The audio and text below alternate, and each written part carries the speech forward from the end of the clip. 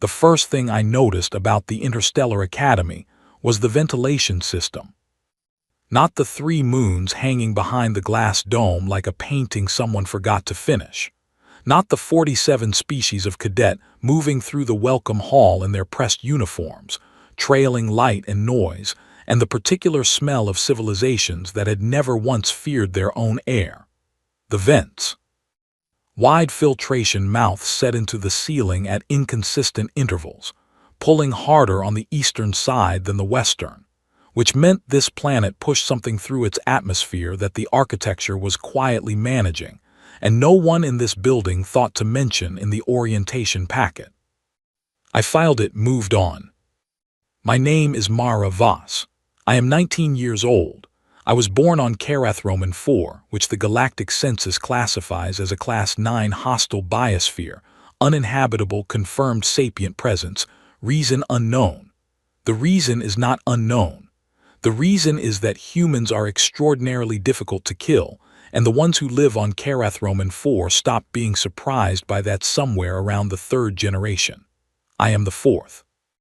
The welcome address was delivered by Commandant Thresh, a Velhari, 7 feet of bioluminescent dignity in a dress uniform that probably cost more than my entire childhood habitat. He spoke about honor, legacy, the sacred covenant of the Academy, and the 41-year tradition of excellence that Cohort Aurum represented. I was counting the exits.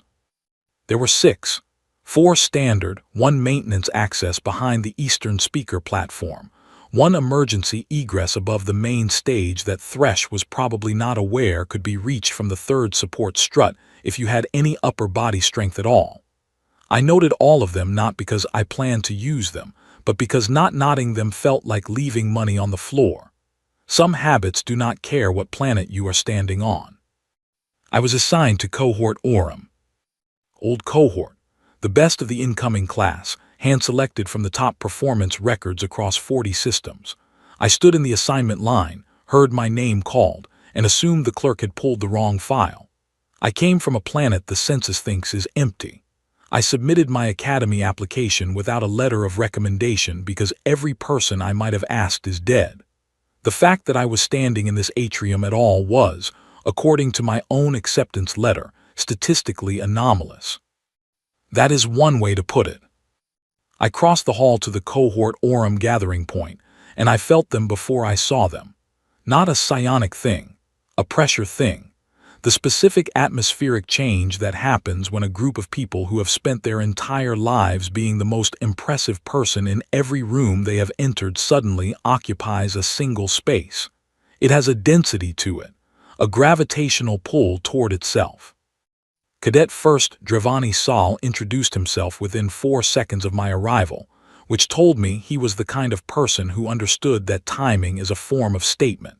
He was tall, built like something that had been engineered for dominance and then given manners as an afterthought. He had the easy confidence of a man whose threat assessments have always confirmed what he already believed about himself. He looked at my file on his personal display. His expression did something very small and very diplomatic. I had seen that expression before, on a Cadets 4 predator called a maw crawler right before it decided I was worth recalculating. The maw crawler had been wrong.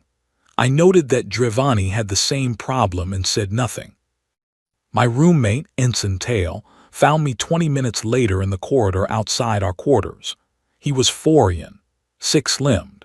His empathic sensitivity ran through his entire exoskeletal surface, which meant every interaction he had was a full-body event. He was vibrating at what I would later learn was his anxiety frequency, which turned out to be most of his frequencies. He wanted to warn me about something. He used the word traditions. His translator clipped on it slightly, the kind of clip that happens when the word being translated is carrying more weight than its surface definition allows. I did not ask him to elaborate. I already knew what traditions looked like when they were being offered to someone the group had decided was the designated outside element. They looked the same on every world, just different lighting. That night, I read my own academy file from the terminal in our quarters. I read it the way I read everything, which is front to back with the specific attention of someone who has learned that the details other people consider minor are usually the ones that will matter. Under threat assessment, low, physical metrics within standard human range, recommends psychological evaluation regarding Deathworld acclimation. Under special skills, none identified. Under planet of origin, Carath Roman 4, Class 9 hostile biosphere. Survival to recruitment age statistically anomalous. I closed the file. At the very bottom, beneath the official academy assessment, there was a single note from my field recruiter. He had written it in plain text, no formatting, like a thought he did not bother to dress up. She was the only applicant from Carath Roman 4 in academy history. She was also the only person who submitted her application without a letter of recommendation, because everyone she would have asked is dead. I read it twice, looked at the wall for a moment, then I closed the terminal and went to sleep. The bad thing, whatever shape it was going to take in this place, would wait. It always did, and when it arrived, I would already be rested. That was Carath Roman 4 Rule 1, and it was the only rule that had never once failed me. 3 days into the academy, Dravani delivered the invitation personally. I respected that. A man who handles his own business instead of sending a messenger is a man who understands what he is doing and has decided to own it. That is not nothing. I filed it under useful information. He came to the training yard in the early morning, when the light on this planet was still flat and gray, and the other cadets were running drills on the far field. He walked toward me with the same ease he did everything, like the ground was cooperating, like it always had. He told me about the blooding rite. Every new transfer into Cohort Aurum faced it. The cohort tested the newcomer, all of them together, in the arena. It was technically non-lethal. Technically. The Academy permitted it because the cohort's record was 43 wins and 0 losses, and because the administration had decided that a ritual which produced no fatalities was merely a vigorous tradition rather than a systemic problem. The distinction is the kind that makes sense when you write it from behind a desk. I looked at him for a moment. I asked him if there was a standard start time or if I got to choose. Something moved across his face. Not offense, something closer to recalculation. He told me the arena would be ready in 4 days. He turned and walked back across the training yard, and I watched his shoulders for the slight tension that would tell me whether I had rattled him. There was a little, not much, but a little. I noted it and said nothing. Tail found me before lunch. He had been running his anxiety frequency since sunrise, and by midday it had escalated into what I can only describe as a full-body alarm system. He sat across from me in the dining hall and told me everything he knew about the blooding rite in one long, breathless stream, the way Forians deliver bad news, all of it at once so it is over faster. The previous transfer who faced it had spent 4 months in the medical facility. The one before that had appealed to the Academy Arbitration Board and requested an exemption on grounds of psychological trauma. I asked him what happened to the one who appealed. 3 months in medical, Tail said, and then quietly, and the cohort never fully accepted him. I nodded. Tail had handed me the 2 most useful pieces of information I would receive in those 4 days, and he had no idea he had done it. First, medical facility, not the mortuary, which meant they were pulling their force, which meant this was a performance of dominance, not an exercise in actual harm. Second, the one who fought lasted longer than the one who appealed. Different problem entirely, easier problem. I spent the next 4 days not training. I slept 10 hours each night. I ate 3 full meals. I sat in the atrium in the late afternoons and watched the cohort move through the common space, which sounds passive and is in fact the most active thing I know how to do. Watching is not a rest state. Watching is information collection, and information is the only resource that does not run out when the environment turns against you. I watched how each cadet moved, weight distribution, the slight lean that precedes a commitment to motion, the particular way each species handles ambient sound, the microflinch or the stillness, because a person's relationship to unexpected noise tells you everything about their threat conditioning. I watched how they grouped and regrouped, who deferred to whom not out of rank but out of habit, which is always more honest. Cadet Yes was the third-ranked member of the cohort. Dravosi. His psionic rating was listed in the Academy records as exceptional, which in Dravosi terms means he could perceive intent and suppress it, a combination that in a combat scenario would translate to knowing what you were going to do and making it harder to do it. He had the relaxed posture of someone who has never needed to be the fastest person in the room, because he already knows what the fastest person in the room is going to do before they do it. He caught me watching him on the third day and smiled. Slow, satisfied, the smile of a man who had read my watching as anxiety and filed me accordingly. I let him keep that. The night before the rite, Tail sat on the edge of his sleeping platform and asked me if I was afraid. I thought about it, not as a performance of consideration, but actually. The question deserved an honest answer and Tail deserved the person who gave it. On Karathroman 4, I was afraid every day until I was approximately 12 years old. Then something happened, not a single event but a gradual private negotiation between my body and my brain, and they reached an agreement. Fear costs energy.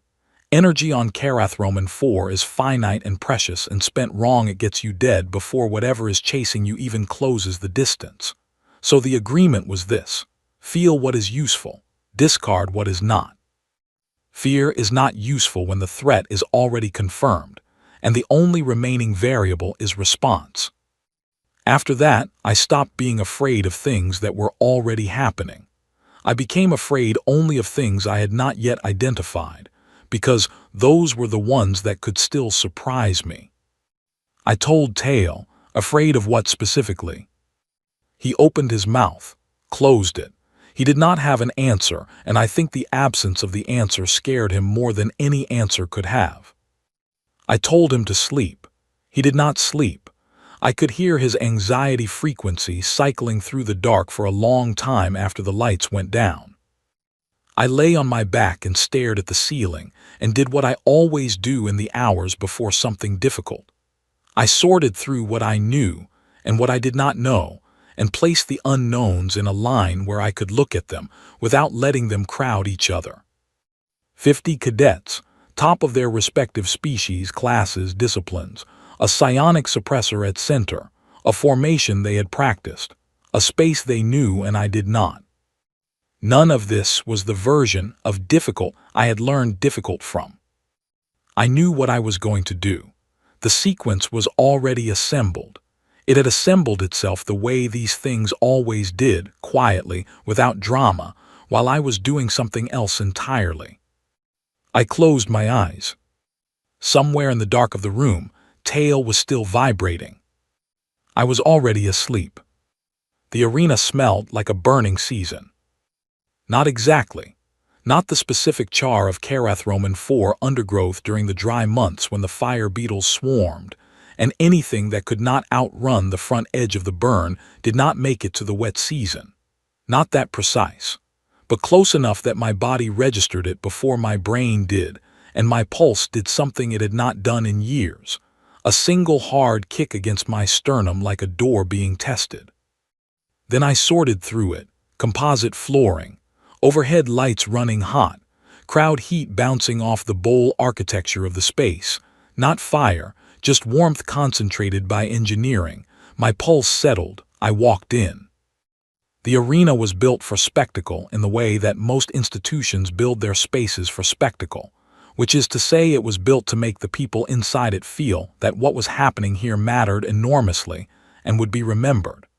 High ceiling, tiered seating already filling with cadets from other cohorts, and a handful of staff who were present in the capacity of official observers, which is the institutional word for witnesses. I spent 4 seconds walking the space with my eyes. Sight lines first. The bowl design created 3 natural blind zones. Behind the far support column, the northeast quarter where 2 overhead lights were casting overlapping shadows, and a depression in the floor near the western wall where the composite gave slightly, about a centimeter, which would cause anyone moving fast across it to check their footing without knowing why. The structural column in the center of the space was positioned slightly off-true, not centered, which meant cadets using it as a reference anchor would naturally drift 2 degrees left of where they thought they were. Cover next. Hard cover. The column, the scorer's platform at the south end. Soft cover. The crowd barrier, which would absorb exactly nothing but would create hesitation in anyone trained to avoid civilian-adjacent spaces. Exit points. The main arch I had entered through, a maintenance door on the eastern wall currently standing open, and the access corridor behind the scorer's platform. The maintenance door was the one that mattered.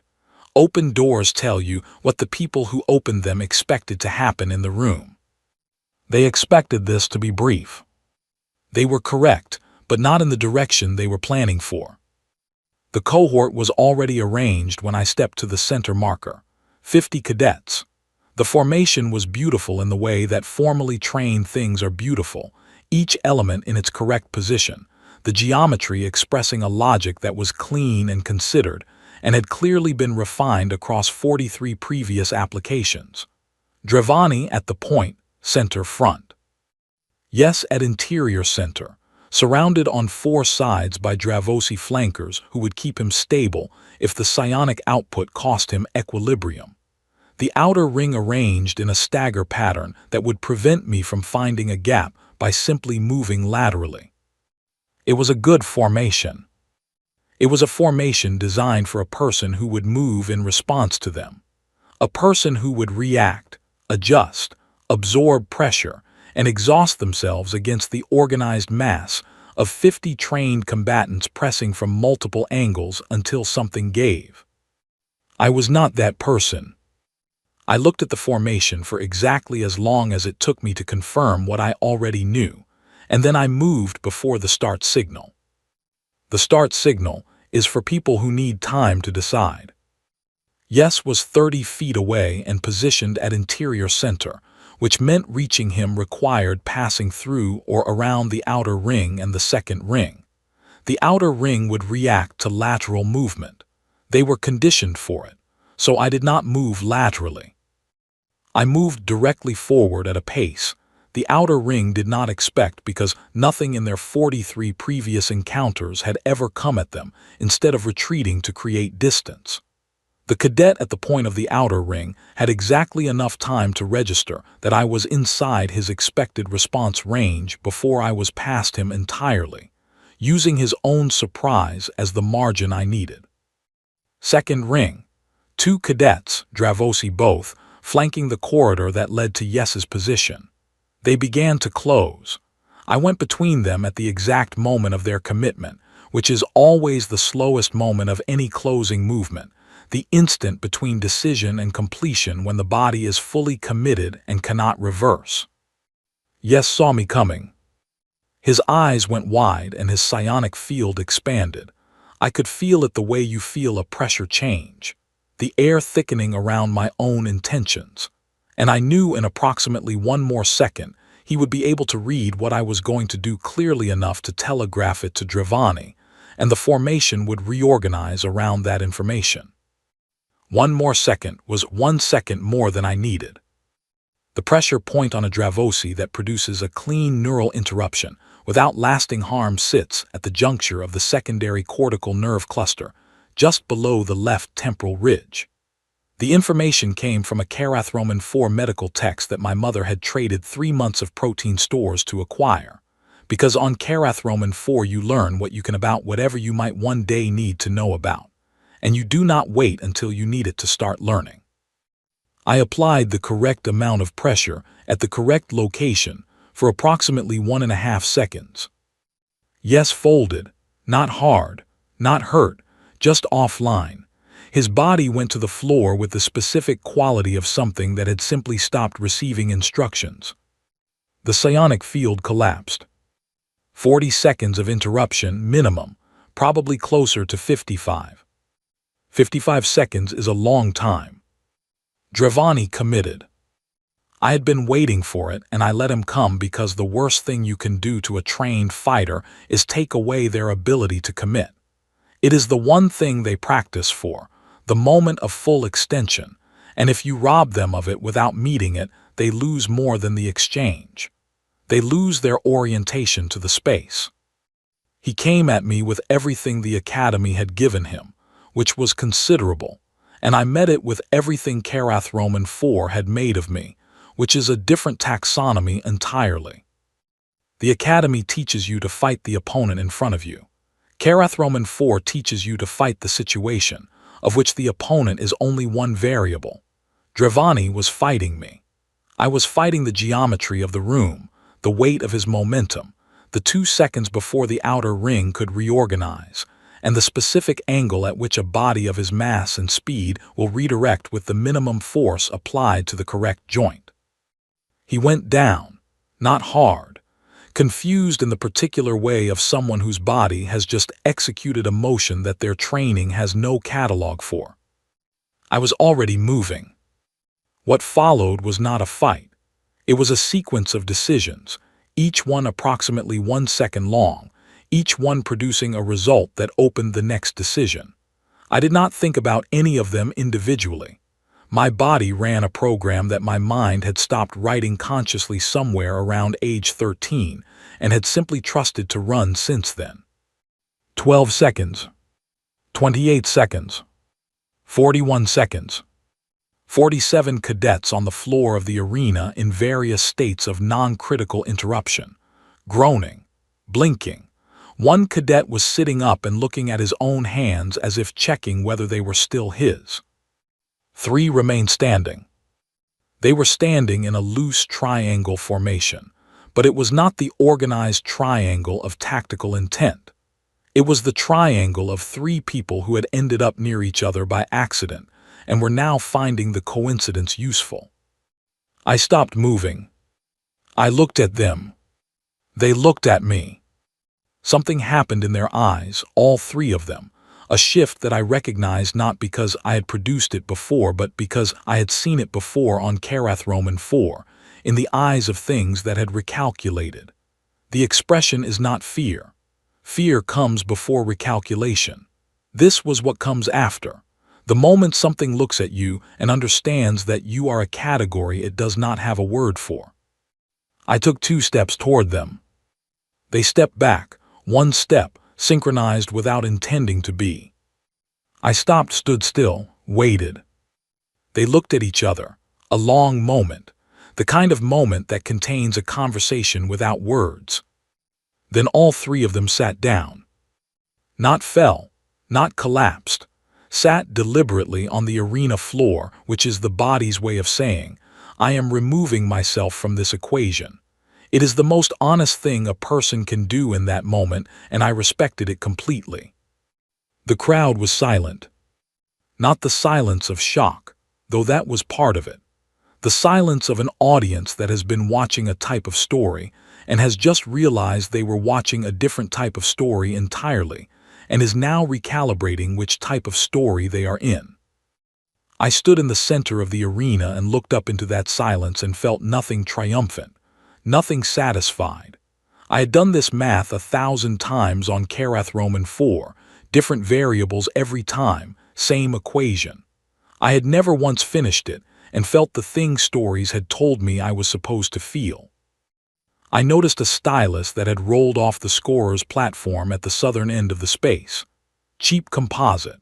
The kind that sat on every scoring table in every institution in the galaxy, functional and anonymous and completely ordinary. I walked to it, picked it up, held it for a moment. Then I put it in my pocket and walked toward the exit arch. No one moved to stop me.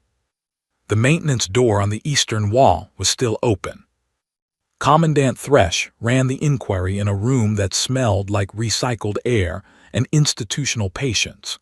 He sat across a table from me with his bioluminescent markings cycling through what I had learned was his thinking pattern, a slow pulse in the upper register of his visible frequency range, like a heartbeat that was taking its time.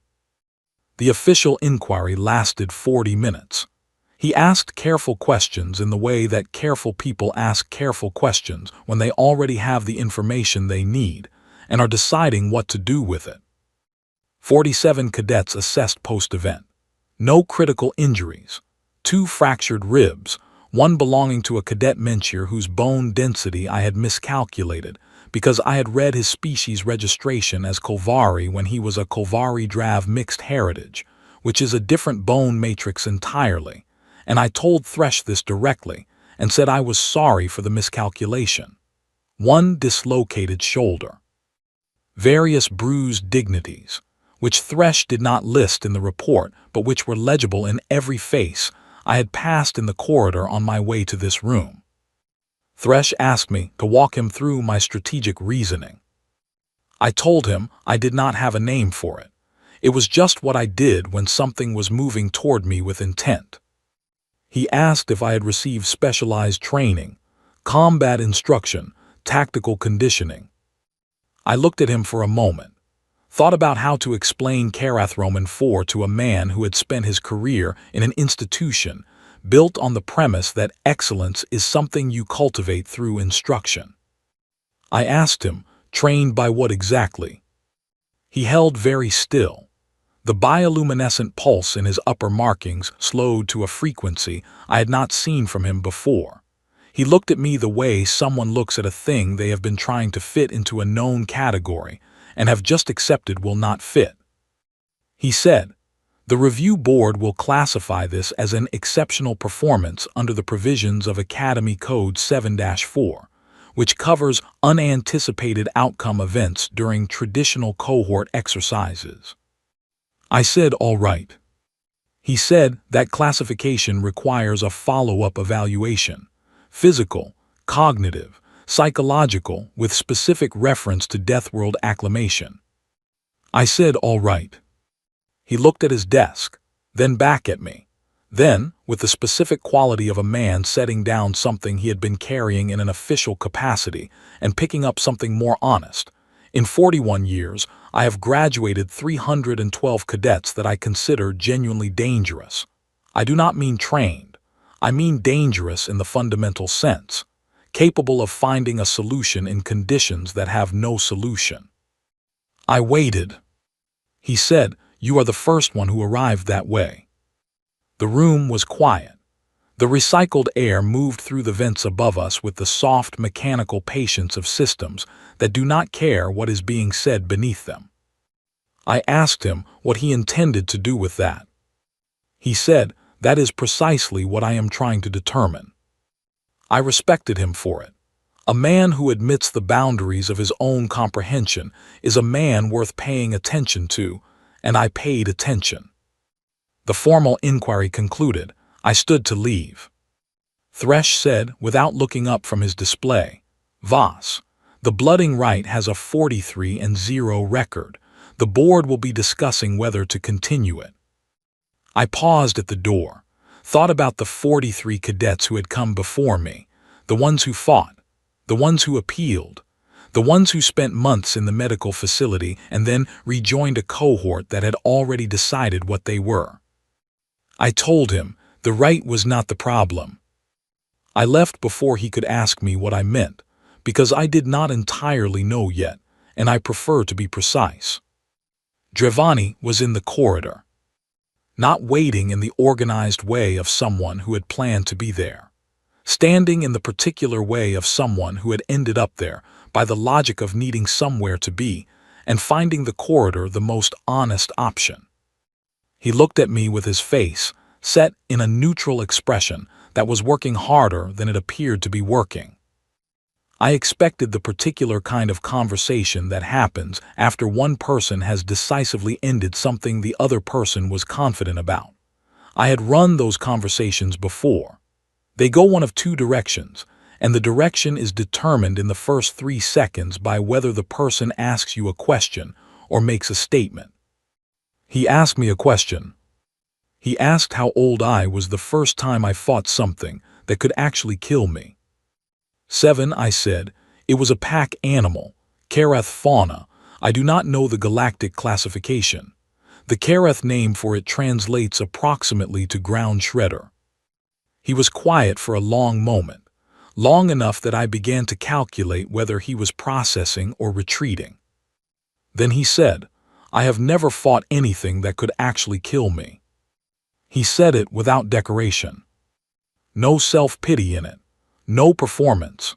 Just a fact, handed across the space between us like something he had been carrying and had decided to set down where someone could see it. I did not know what to do with that. It was not a weapon, and it was not a peace offering, and it did not fit in any category I had a name for.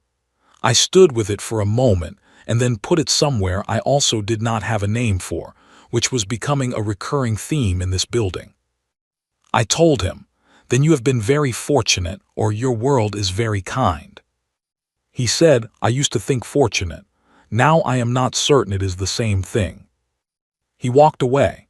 I watched him go and noticed that his shoulders were carrying something different now, a shift in the weight distribution that had nothing to do with the physical events of the arena. Something had changed in the architecture of how he understood himself in relation to space. I did not know yet whether it would make him better or worse, but it had changed. Tail was in our quarters when I returned. He was vibrating on a frequency I had not seen from him before, and I had by that point cataloged approximately 9 of his frequencies. This one was somewhere between awe and the kind of distress that comes not from something bad happening, but from something your model of the world could not have predicted. He asked, did you know you were going to win? I sat on my sleeping platform, thought about the question honestly. I told him I did not think about it in those terms. He said, what terms did you think about it in? I said, I thought about what the most efficient path through the problem looked like, and then I walked it. Tail vibrated harder, all 6 limbs. He sat with that for a long time and then he said, very quietly, that is the most frightening thing I have ever heard anyone say. I told him I was going to take that as a compliment. He said it was, mostly, and also genuinely frightening. I found the official commendation report on my terminal that evening. The Academy had processed the inquiry results with admirable speed. The language was precise and careful in the way of documents written by people who understand that the document will be read by multiple parties with competing interests. Exceptional tactical cognition, cross-species combat adaptability, demonstration of advanced situational assessment under high-pressure conditions.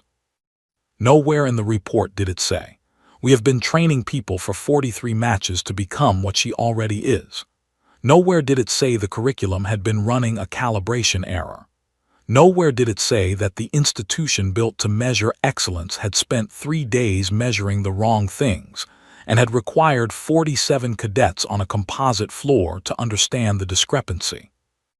I read it twice, folded the printout, put it in my footlocker beside the stylus from the arena. Then I found a note that had been slipped under the door. No name on it, Dravani's handwriting, 3 sentences. The right has a 43 and 0 record. You are now 43 and 1. Some of us have been discussing what that means. I read it twice. I did not know what it meant either. I knew it meant something. The morning after, I woke up and ate breakfast and went to tactical theory. This is not interesting as a sequence of events. It was, to me, the most important part of everything that happened. On Kareth Roman 4, you do not perform recovery. You simply continue because the alternative is giving the environment a pause it will fill with something worse. So I continued. I ate the meal. I attended the class. I sat in a chair in a room full of 50 cadets who had been on the arena floor the day before, and I opened my course materials.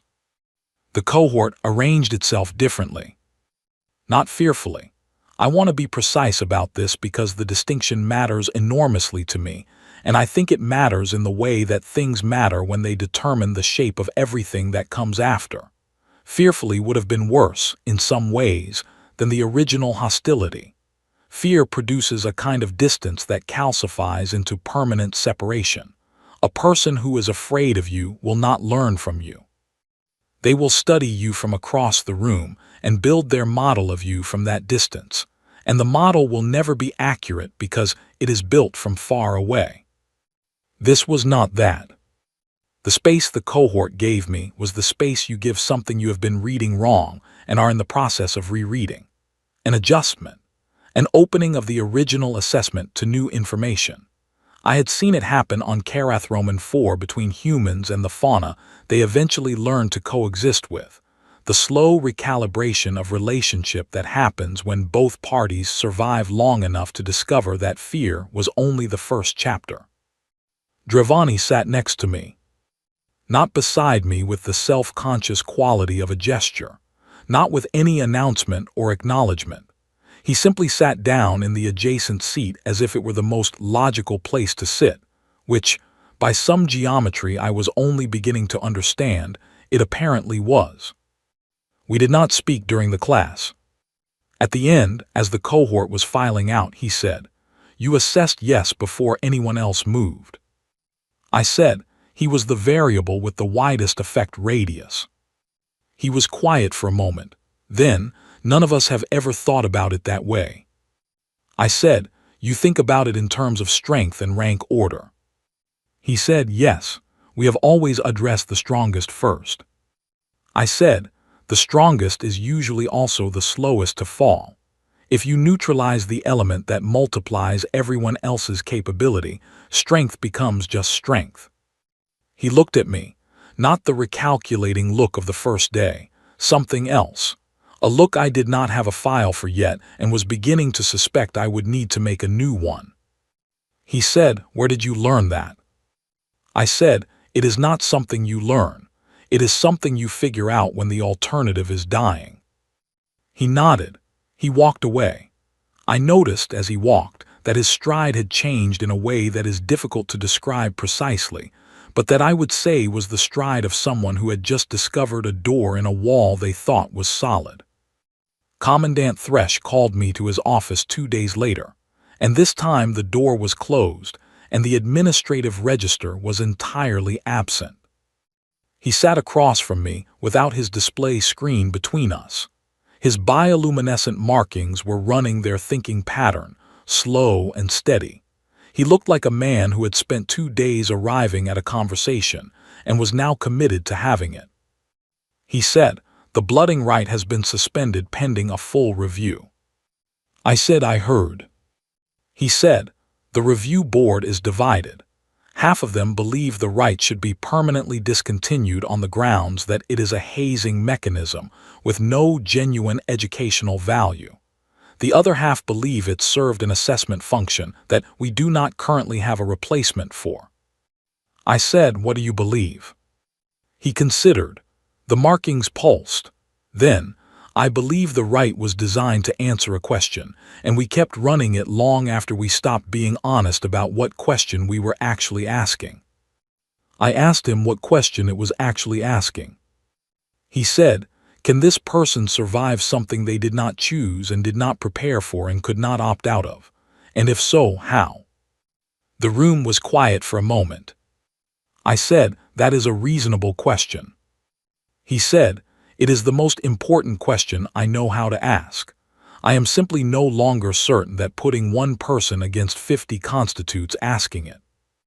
I sat with that for a moment, thought about Cadets 4, about all the ways the environment asked exactly that question every day without any institution designing the test or any observer recording the outcome. Thought about all the people who had answered it correctly and were still dead. I told him, the question is valid. The structure was built assuming everyone who walked into the arena came from the same kind of world. It was testing for a specific kind of resilience, the kind you develop in controlled adversity. He said, "And you developed a different kind." I said, "I developed the kind that Cadets 4 makes when it is not trying to make anything." His marking stilled for a moment, then resumed slower. He said, That is the most honest thing anyone has said to me in this office in a very long time. I went back to the cohort. Tail found me in the common room that evening and vibrated with the particular frequency that meant he had information. He was excited to deliver and was attempting to calibrate the delivery to avoid overwhelming me. He told me the cohort had a name for me. I asked him what it was. Kareth, he said, just that, not my name, the planet. The way you would name a significant weather event after the geography that produced it, so that when you heard the name you would remember the conditions that created the thing you were dealing with. I said, that is strange. He said, on my world, we name dangerous things after their origin because it is important to remember that they were made by something real, that the environment that produced them was real, that the thing itself is not random or impossible, just the product of conditions most people have not experienced. I held that for a while. I said the name quietly to myself, Kareth, testing the weight of it. It felt like someone else's name. It felt exactly right. I went to my quarters that evening and took the stylus out of my footlocker, just a scorer's instrument, the kind that sits on every table in every organized space in the galaxy, functional, completely ordinary. I knew why I had picked it up. I had known since the arena and had been letting the knowing sit in the background where it did not need to be examined until it was ready. On Karath Roman 4, when the environment goes hostile in that particular way it has of going hostile, all at once and from multiple directions and without the courtesy of a warning, you learn a thing that no one can teach you and that does not show up in any assessment metric. You learn to grab onto something small, something ordinary, a tool, a familiar object, a piece of the world that is not currently trying to kill you. Not because it helps with the immediate problem. It does not. The stylus does not stop the threat. The ordinary object does not change the situation. It reminds your hands that ordinary things still exist, that there is a world on the other side of this moment where styluses roll off tables, and that is the only problem, where the worst thing happening is that your pen has moved from where you left it, where the scale of difficulty is something manageable and human-sized, and not trying to swallow you whole. That is what the stylus was. That is what it had always been. I held it for a while, then I put it on my desk, not in the footlocker, on the desk where it could be seen, ordinary, in the open. I opened a log file on my terminal. The academy required cadets to keep mission and reflection logs. I had not written one. I did not think in logs. I thought in assessments, in lists of knowns and unknowns, in sequences of decisions and their outcomes. But I opened a blank file and sat with it for a long time. The cursor blinked. The recycled air moved through the vents above me. I typed one line. I closed the file. In the next room, Tail had finally stopped vibrating. His breathing had settled into something regular. He was asleep, for the first time since I had arrived, without any anxiety frequency running underneath it. I turned off the desk light. The stylus sat in the dark on my desk, ordinary and small, and exactly where I had left it. I went to sleep. The bad thing, whatever shape it was going to take next in this place, would wait. It always did. And when it came, I would already be rested. That was Karath Roman 4 Rule 1. It had never once failed me. It was beginning to feel, in this strange institution on this planet that was not mine, like it might not start now.